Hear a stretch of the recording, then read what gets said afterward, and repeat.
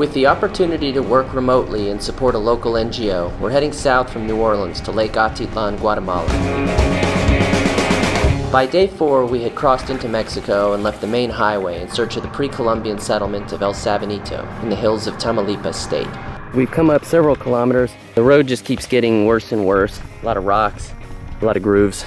With basically half of our moving stuff on the back of the bike, Jess has got road tires on. If we had more time, maybe even more skill.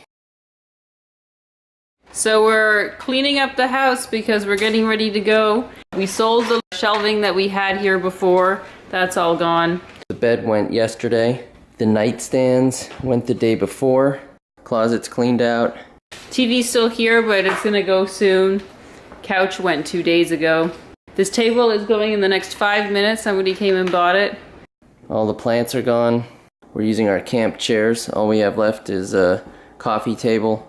Everything pretty much is gone. All of this stuff is to give to Greg's mom, to take with us, or to ship, or to throw out.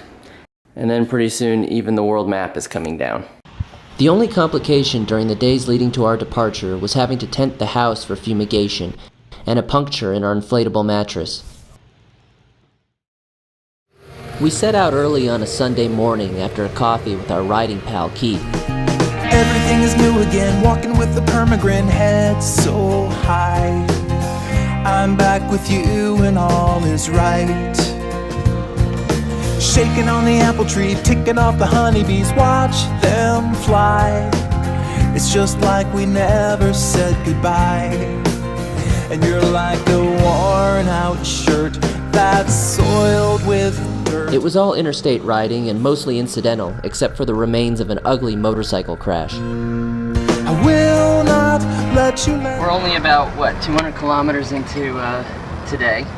A little bit past Lafayette in Rain, Louisiana. That's with a Y. And we noticed that Jess's chain is loose. Yikes.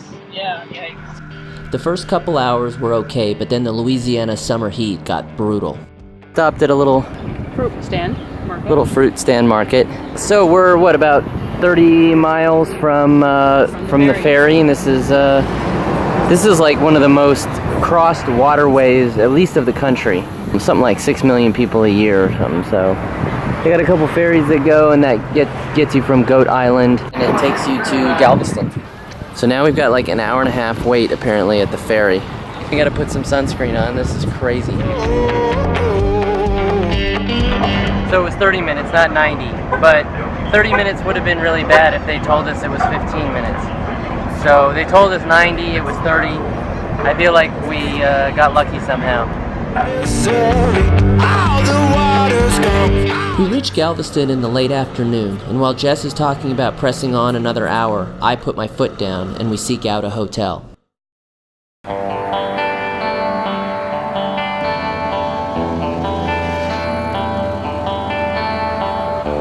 Day 2 sees another bright and early start, and pretty soon it's another scorcher.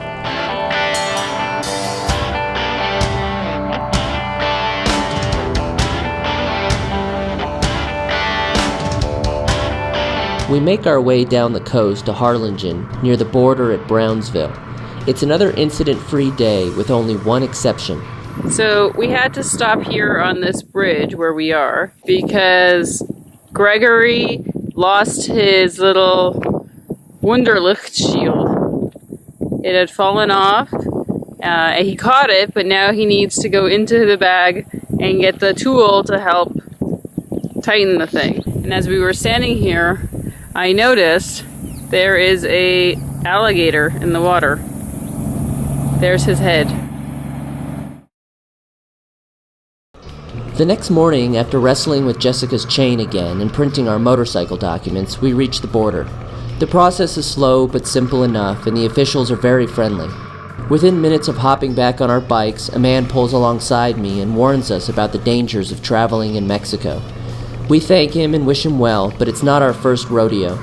And besides, we found that most of how the experience will turn out is a result of your mindset going into it. You've been a bear for a while now, just wanting to eat, even a small bear. What is this one? And now you've got this big plate load of like steaming food. And what are you doing? What are you waiting for? It's so hot I can't even touch the tortillas. We're on the road to Ciudad Victoria, and there's road construction. And everyone's just stopped. And it is really hot. It's like 35 degrees Celsius. And this is when Jessica just becomes a bear. She is suffering right now, and she refuses to take off her helmet. She refuses to take off her jacket.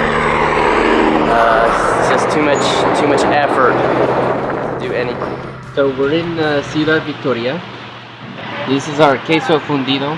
The whole point here was to watch Jessica struggle with cutting this gum-like cheese.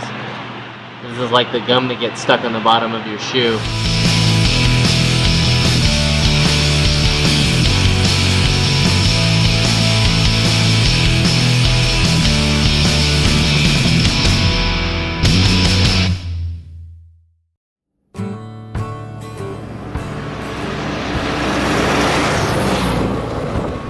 Day 4 is when we finally change the pace and break off the main highways.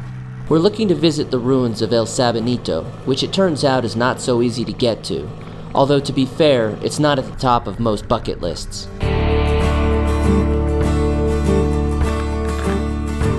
So we're really just probably meters away from our destination. As we've come up several kilometers, the road just keeps getting worse and worse, and I thought this was going to be just off the highway. But El Sabinito is clearly further up this hill.